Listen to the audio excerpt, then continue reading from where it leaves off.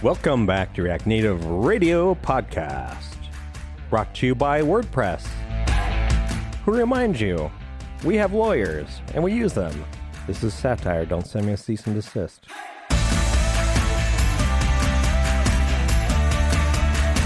Episode 309, React Native IDE with Krzysztof.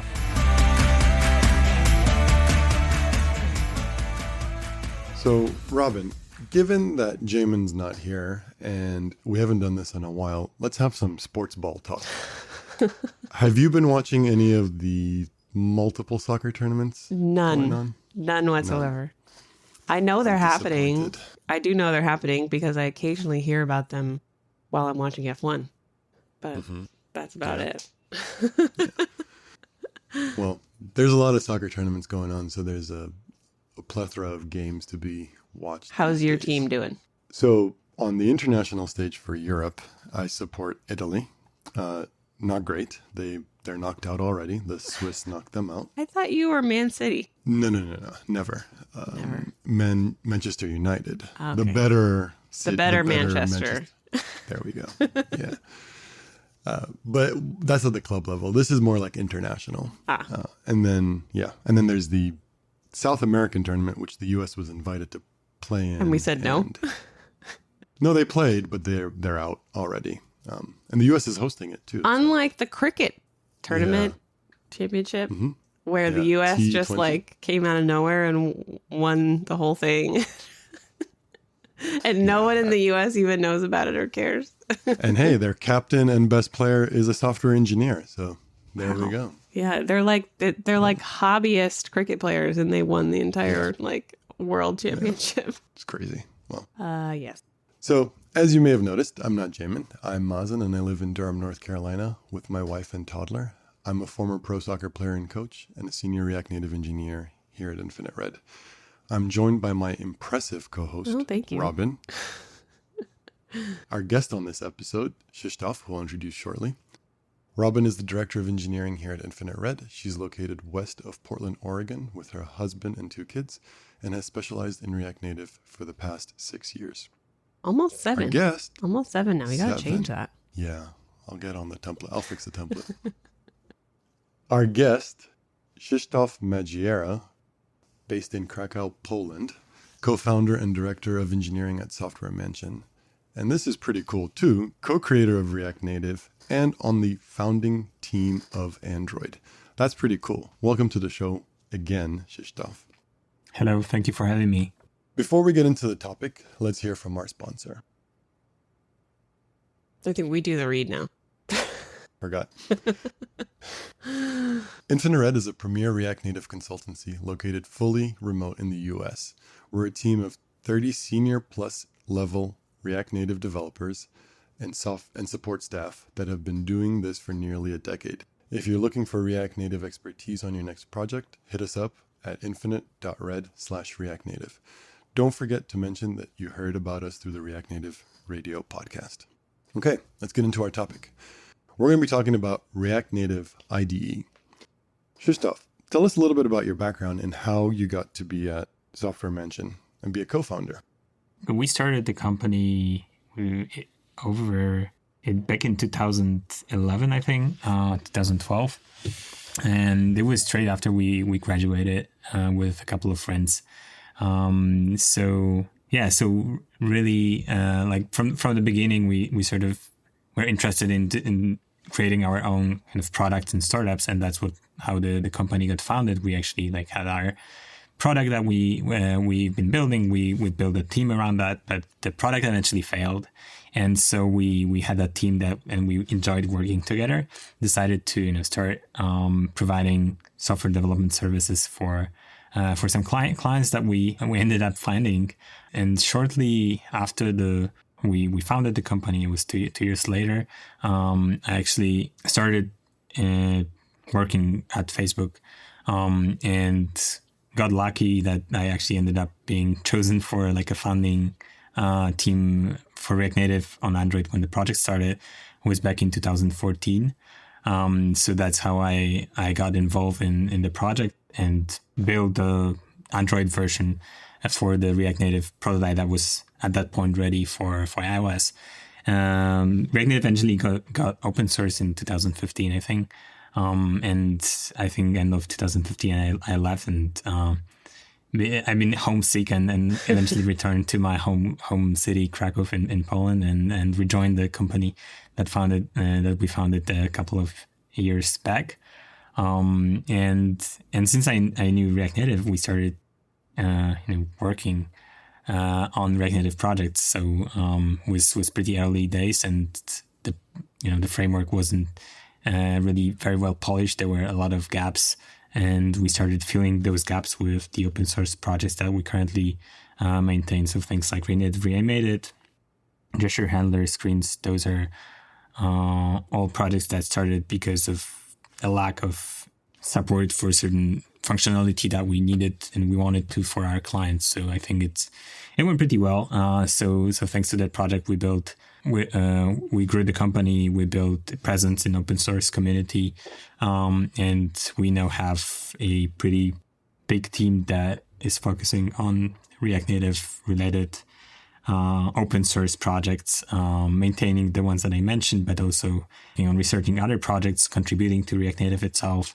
and working with Expo, things like that. So so that's the background, and that's how I'm. Yeah, you all have some really cool packages that I think everyone for the most part uses, or even just with screens, for example, uses it without realizing they're using it. We were just talking about that a couple episodes ago. Yeah. I think it was during the AMA about like what packages you always install. I was like, I don't remember the last time I didn't install gesture handler, and sometimes I forget it's not actually part of core because it feels like it should be. Mm-hmm. And there's so many of those just like always use it and kind of forget you even have it or software mansion. So yeah, and really thank you for putting in the time and effort to do React Native IDE, because it's something that is very valuable. I mentioned earlier that I was using it when the beta first opened up. I've been reaching for it all the time now, and it's saved a lot of time and effort. And we'll get into the different features. But kind of based on that, can you walk us through like the development process for building this IDE for React Native? Yeah, so I think we started roughly like researching that area roughly around a year ago. I remember the whole idea came from the State of React Native survey that my company actually runs every year. And I would encourage all the listeners to take part in that survey this year. We've been getting more and more responses, and those are really like valuable resources for the whole community to kind of tell or decide on the direction of things, and also like just monitor the trends and seeing like how people are using it. It's a great source of feedback that we still lack in many areas here. We honestly look forward to the survey every year, and we always do an episode about it. Yeah. When it comes out, and I always look forward to the day that the results come out, because it's super interesting to see where everything's at. And I also think I had Bartek, who is the founder and maintainer of the survey. We had him on the podcast. Mm-hmm. I think it was just me during that episode. That was RNR 290, I believe. Well, yeah, we'll link everything in the show notes. But yeah, it's really interesting to see how people are using it in the wild, and get some feedback from real users of the framework. So like even the things as simple as just getting to know like what versions people are at the given moment, because we tend to keep up with the versions, and especially when you work on open source libraries, you always want to be on the newest version all the time, but it's not necessarily the reality, right? Yeah. I feel like there's probably been an appetite for an IDE like this for quite some time.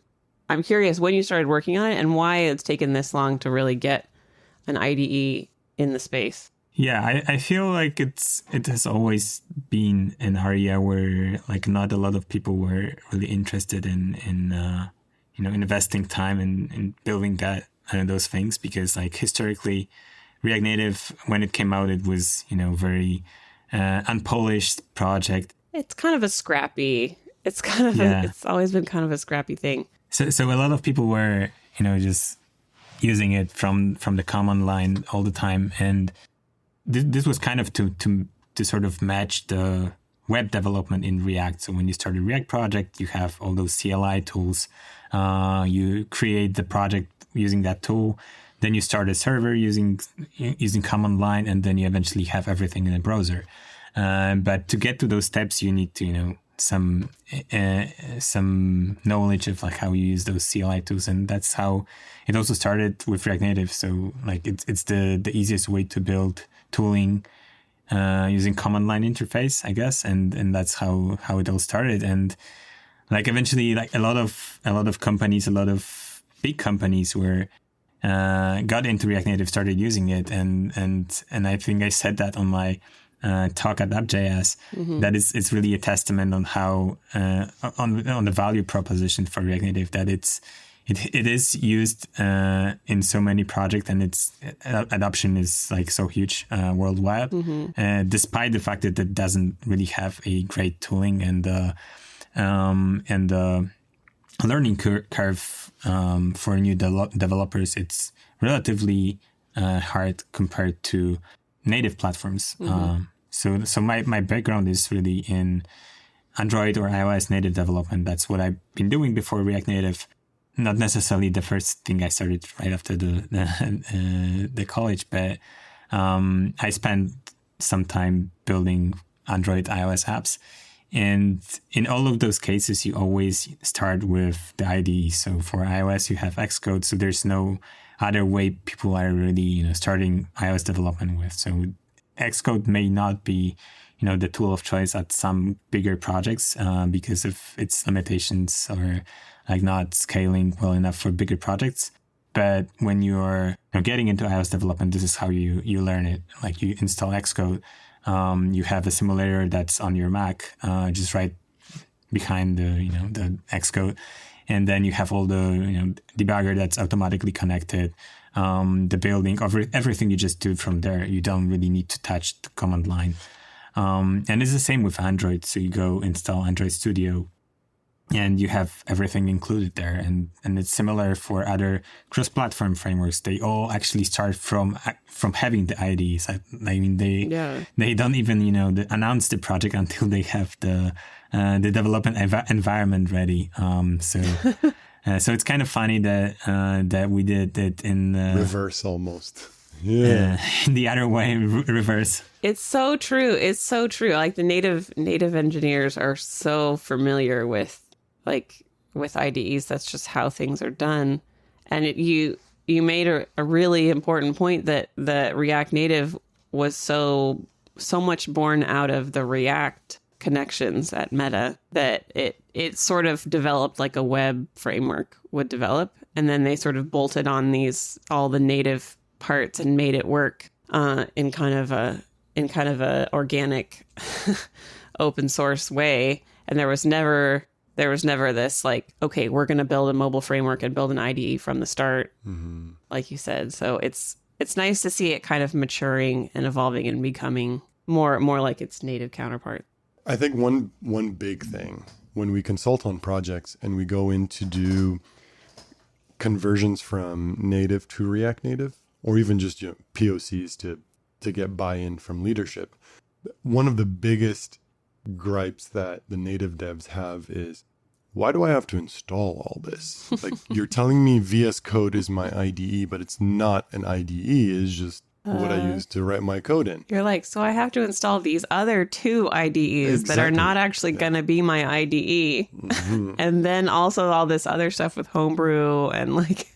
The getting started guide for React Native is significantly larger than the getting started guide for just iOS or Android development. Even just if you combine the two, let's say you want to build an iOS and an Android app, the getting started guide for just those two is still significantly smaller than the React Native getting started guide. So this is, you were right. We put, you put the cart before the horse in the saying, like by just starting with it and then eventually coming back to the IDE. So I think now with this feature, we're almost now bringing the horse back to the front of the cart and being like, okay, now we have our IDE. Let's evolve it. Let's make it mature. Let's take it out of beta eventually. And then that'll kind of help us, I guess maybe prove that React Native is no longer beta, even though we're still not in 1.0. But yeah. Yeah.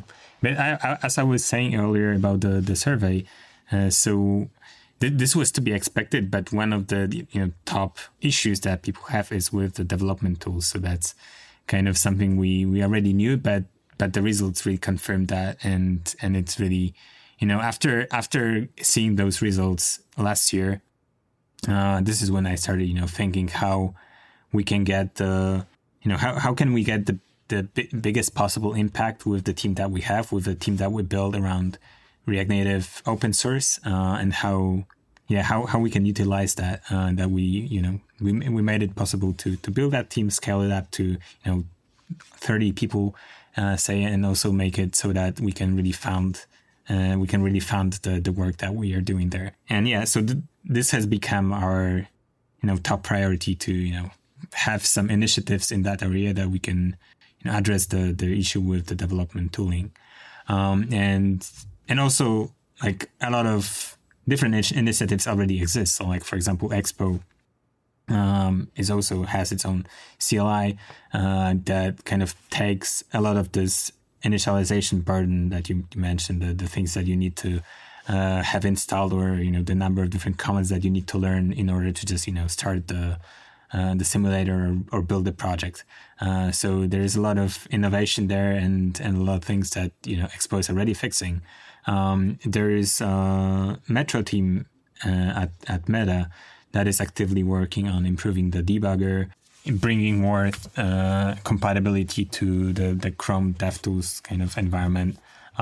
So things like Network Inspector, all that type of stuff. So I think a lot of people started recently realizing that this needs to be addressed, and I'm really glad to see a lot of people addressing those issues, and also wanted to have a part in that process. So we're trying to approach it from that angle. Mm-hmm.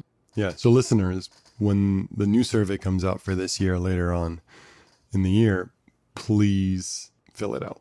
That would be very helpful. Well, we'll tell you about it. We'll make sure to tell you about it here. Check Twitter. It's going to be all over the place. So please do it so that we can better help not just the ecosystem, but also help React Native in general, because it is an open source project and we're all contributing to it in some shape or form. Let's dig a little bit into React Native IDE. So like I mentioned, I used it, before you kind of opened up the beta. It was great. It helped a lot. Before we kind of get in to ask you to dig a little bit deeper into it, I want to ask Robin. Robin, what's your favorite feature of React Native IDE right now? I really love the right click to inspect an element, there, rather than fighting with the regular element inspector and trying to get it to show up because it's underneath, and you're okay, I got to switch it to the body. It's a whole thing. Yeah. So it is game changing to be able to just right click and inspect. Yeah, that's there. My favorite too. And then then the converse, going from the code, okay, I'm looking at this code. Can I see it in my simulator? Is really cool. I'm actually now catching myself just randomly right clicking on websites in order to see that, but then I only see the context menu apparently. So when I from time to time do some web stuff, then I try to use it there, but it doesn't work on web apparently. I also really love the breakpoint support for debugging. It's much better than the console logs that I usually use. Yeah. I feel like such a real developer actually putting breakpoints in my code, which I've never. I remember been able to do. I posted something in Slack to the team that I was checking it out, and if anyone wanted to I'll be in a Zoom room, come check it out with me. And as I was talking, I was like, "Oh yeah, there's breakpoints. So let's try it out." And someone was like, "You can't do breakpoints. It doesn't work that way." It does with this. Well, let's take a look. Krzysztof says it does. Let's see. Oh, and it worked. It was great. So the breakpoints support is still improving. So there are some still missing things on the Hermes side, but yeah, it is improving and will be better from the version to next version. Just having the live console at a breakpoint is like it takes me back to my Ruby days when I would just throw like binding.pry all over the place. And I didn't realize how much I missed having that ability. Yeah, it's really funny because those are all things that you can really sort of get set up for yourself already. Like there's this React Native tools extension that Microsoft is developing, and it also have this integration. I think so with the IDE, we just wanted to make it really seamless so that you don't really need to, go through all the configuration stuff and setting it up, because when you use React Native tools extension, then what you need to do when you launch the project, you need to set it up, configure it, and then connect to a running application. And then when you reload it, it just disconnects, and you have all those bad experiences based on that. And there are also some limitations there. I mean, they are being addressed and they're fixed in newer versions of Hermes, but some like older debuggers, and specifically the one that React Native Tools is using, it just doesn't handle all of those limitations well, and sometimes makes the Hermes crash, for example, because it sets a breakpoint in column number 0, and that apparently crashes Hermes, for example.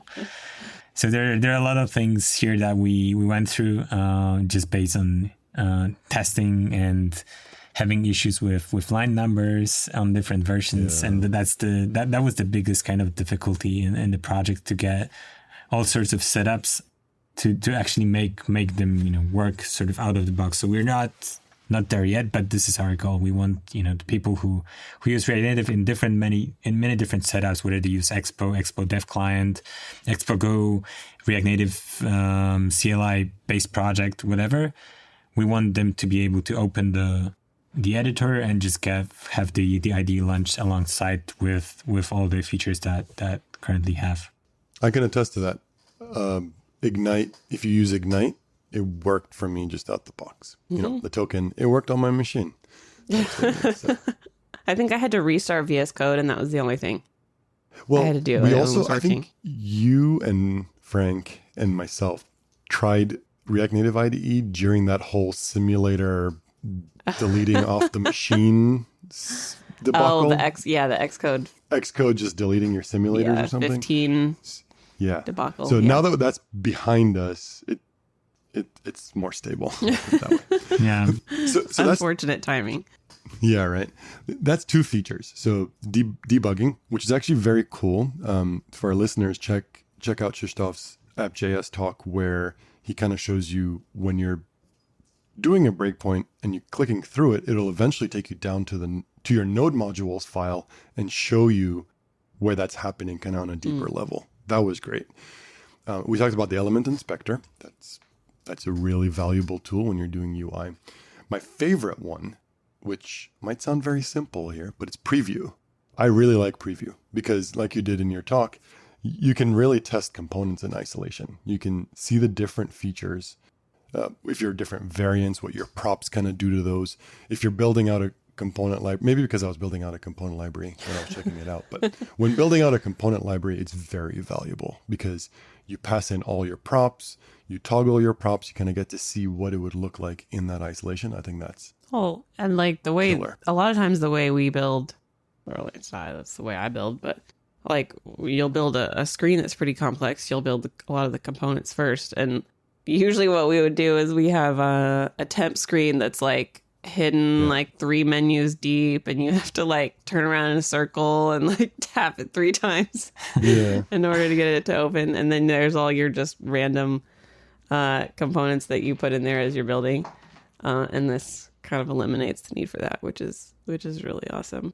And it eliminates like Storybook. You don't have to go through the whole Storybook setup. You don't even, like you mentioned, your own demo screen. You don't have to recreate every single component with every single variation of the props, right? You pretty much just set up your preview, which essentially you click on the open preview and it'll show you what it looks like, and you can kind of build it out that way, which is very cool. I wouldn't go as far as eliminating the storybook. This is actually something we're now looking into because we also use the preview functionality frequently, but it is great for things like the design system elements that don't really need to have a lot of context from your application.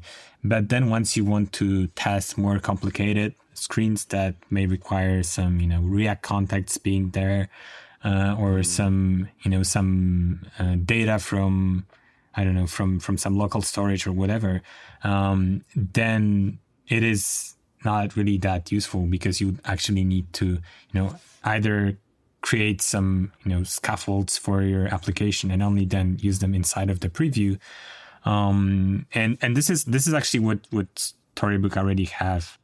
So they have a good story around building the storybooks in a way that you can kind of have everything that's needed by this particular component to be there. So we actually want to integrate with Storybook as well, because this is also something that we see is going to be useful for some of the apps that we're developing at Software Mention, and we use Storybook there and see that, we don't want to build this whole system of, injecting all the context, all the details for the given component, and it's also not very practical to, have components to take like 20 props just to make sure that we inject every single thing that you need for this component to render. Totally. Definitely been guilty of building components like that, because you're like, I just want this. I just want to give it everything it needs. It's fine. Yeah, I think the Storybook integration could be really, really useful, because now when you use Storybook on React Native, you need to click through this UI that's kind of always there, and you have to have this like specific entry point for the Storybook. So this is something we can actually integrate into the IDE. So like the same way as the previous work, we just can have similar kind of experience for the storybooks without really, asking everyone to migrate from it. Another feature I kind of want to ask you a question about is the device settings one. So it currently has a toggle for light mode, dark mode, which, is very valuable. I think there's also a hotkey if you're using a simulator. Text size, so for accessibility reasons, and also making sure you have the right, breakpoints in your code, and device location, which actually, believe it or not, the current project that I'm on is a feature that I'll be going to be using very heavily now. So that's like very valuable. And actually, it helped me come up with a solution for a demo I'm giving next week on changing location. So thank you for that. In that light, are you planning on adding more? And like, what are they that are currently on the horizon for this? Because there's a lot of features, right, that the simulator gives you. Yeah, this is going to be, I think, one of the areas where we will adding more features in the upcoming weeks. So this is really a place where at least the things that are going to be really visible for the users. So this needs to be, fully featured. So things like device rotation, and one feature specifically that I'm really interested in adding. So there are, of course, others, like, for example, support for launching deep links, maybe not necessarily things that you would use like very frequently, but I feel like they need to be there. Like the volume controls, stuff like that. It should be there. It's not necessarily something you would be, using all the time. But for the sake of completeness, it needs to be there, because otherwise you don't really have a way of controlling it. Whereas when you launch it on the regular simulator, you still have a way of controlling that. But the things that I haven't really seen in the stock simulators or other extensions for the simulators, and I really wanted to have, is the control over permissions for your app. So, like, for example, something that I would actually use very often when you test a flows application flows when you ask user for permissions, because when you allow for this permission, taking it back, it's not that easy because you need to click through the app settings Right, it's like or 3 pages reinstall the deep. app. Yeah, so I wanted to have those controls in there. So I wanted to make it so that whenever you want to test, giving the contacts permission, you can just revoke this from the IDE. So this is something I'm looking That forward. would be awesome. Krzysztof, do you have an inside peek into my workshop at Chain React or something? Because this is actually something I'm trying to figure out how to do it. Oh. And specifically for contacts, actually. We're going to be building something in the new architecture for contacts. So fingers crossed you're able to merge this in by next week so I can use it, because it'll help me out tremendously. No pressure. You got 2 weeks. Because as you were talking, I was like, okay, yes, I'm trying to figure out what the most elegant way, rather than telling the class, hey, delete the app and now let's reinstall it, Yeah. kind of thing, and let's see it happen again. This would be great. And when you're working on a client project too, right?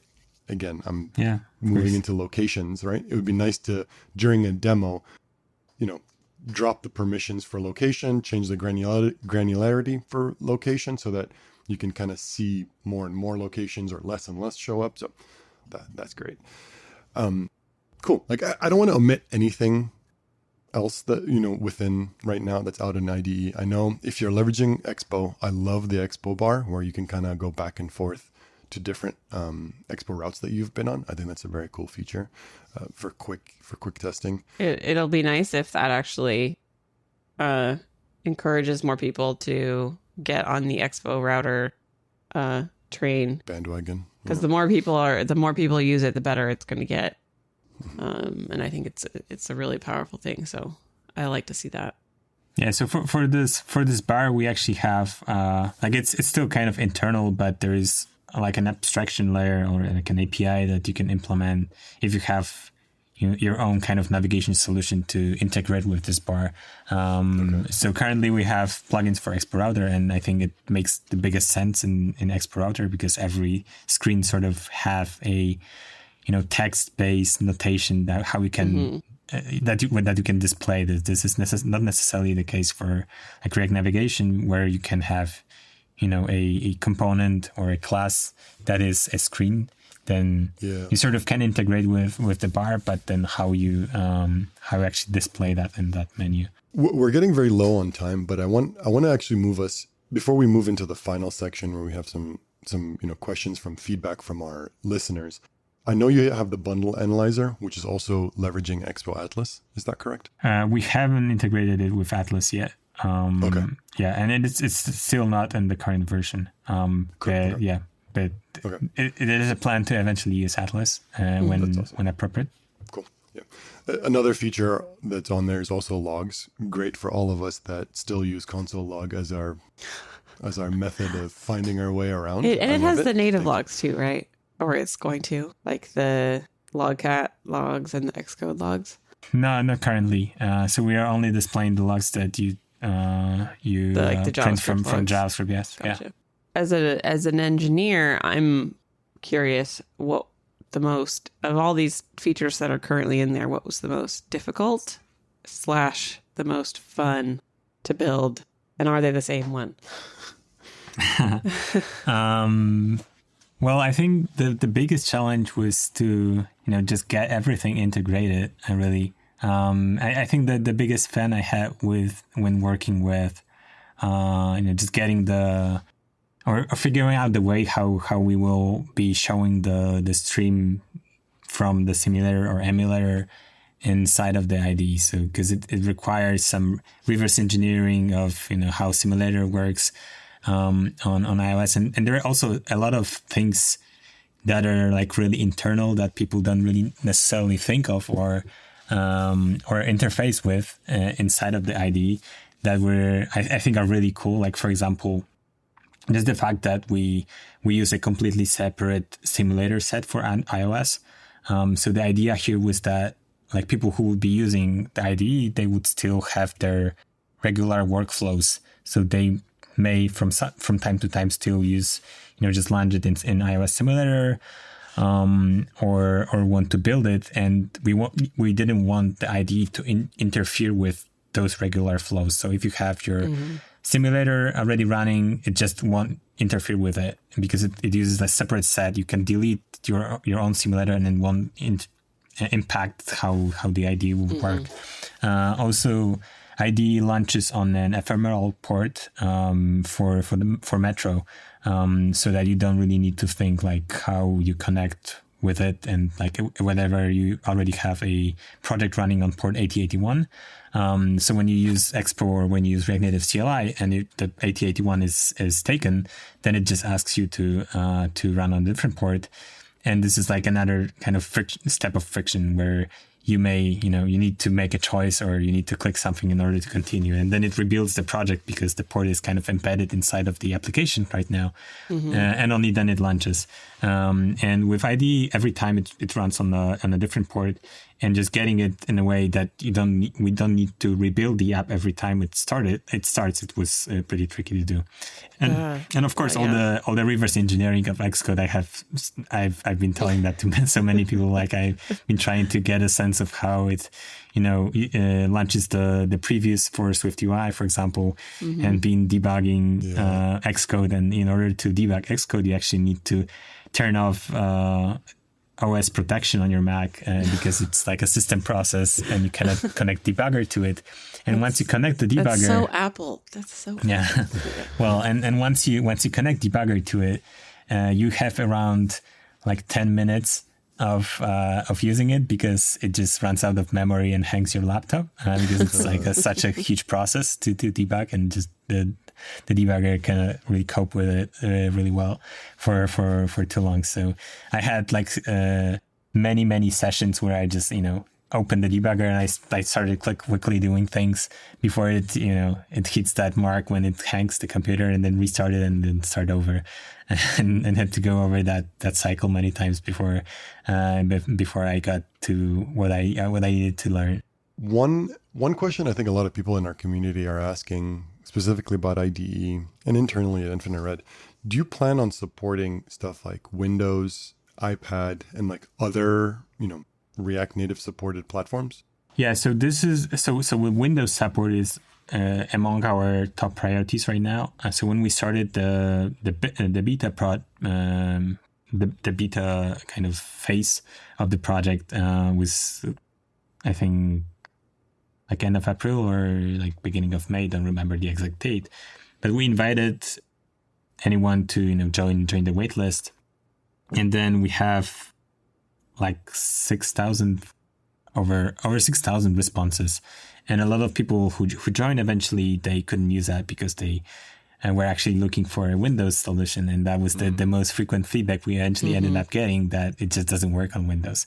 So Windows is actually our top priority. We wanted to get it working as soon as we can, really. So the timeline for us is that we plan to get out of beta like end of September, maybe beginning of October this year. And by that time, I would expect that we could have the Windows support ready, at least the Android part of it. So what about like stuff like iPad and other OSs that? Yeah, I know it's probably a stretch with like tvOS and all that. Right. Yeah, definitely. So we're still kind of learning how people are using it, and like from just the interface standpoint, because I think a big advantage is that you can sort of have the phone side by side inside of IDE. Yeah. But when you extend that to bigger screens like iPads or even TVs, then I don't know how practical this might be. So adding iPad support is not like a big task. It's kind of very similar to how iOS works because it's kind of different operating system, but it's still the iOS. So it shouldn't be that difficult to add. I'm just like more curious about like how practical this would be for the people. So this is something we will still need to assess. I think you underestimate how big are the monitors of your users are. I know we have one client that's building exclusively for iPads, and our dev who's on that project was really bummed. He was like, I wanted to use the IDE, but we're only doing iPads. Yeah, we can definitely add that. It's not a big thing. It's just like when we started the project, we actually didn't have a good way of displaying the IDE panel inside of the VS Code. So the only possibility at that point was just a card inside of the editor. And then we eventually figured out a way how we can do that in the side panel. And actually, the change that made it possible such that you can actually render it in a separate window, this is something that got added to VS Code in May this year. Oh. So this was long after we started the project. Yeah. It wasn't really available before it went out in the May release, I think, or April release. They only added this API that would allow us to actually render this card outside in a separate window.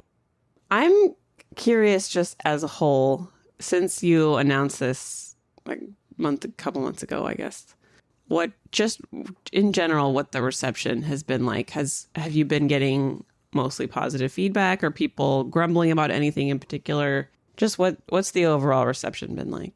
Yeah, in general, people are excited, and we've been getting a ton of feedback.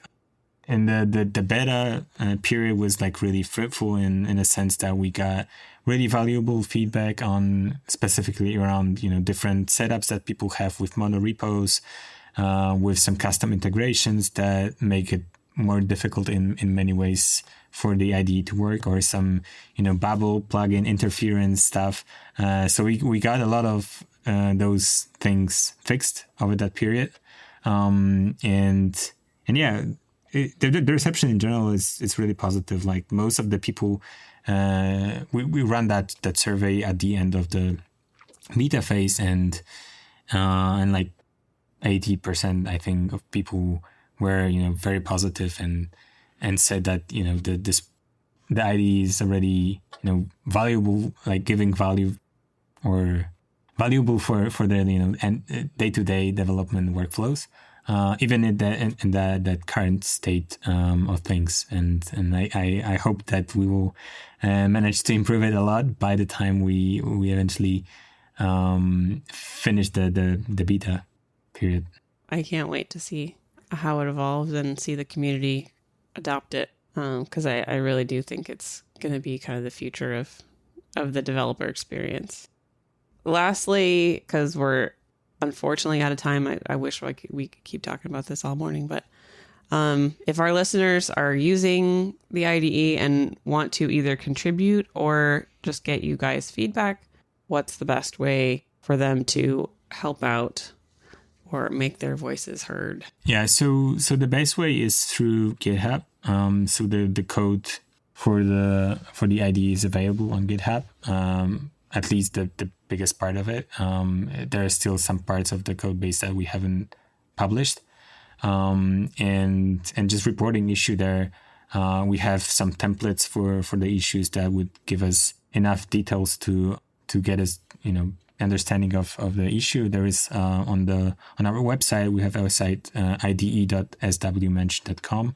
There is a troubleshooting guide that lists different ways how we can collect logs that we'll need to debug issue.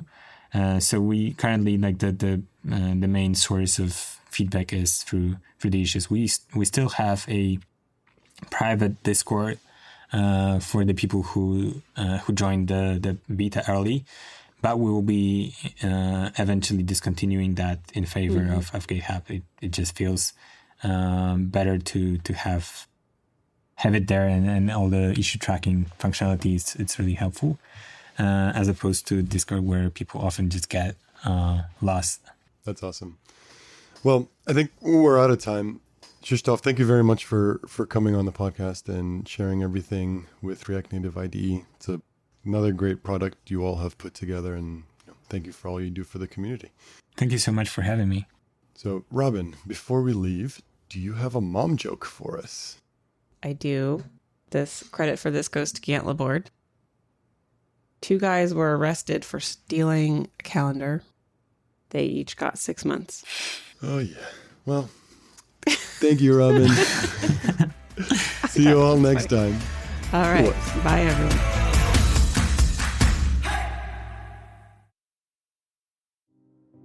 As always, thanks to our production team, with editor Todd Worth, our assistant editor, this guy, Jed Bartosky, our director of communications and episode release coordinator, Justin Husky, and our guest coordinator, Derek Greenberg.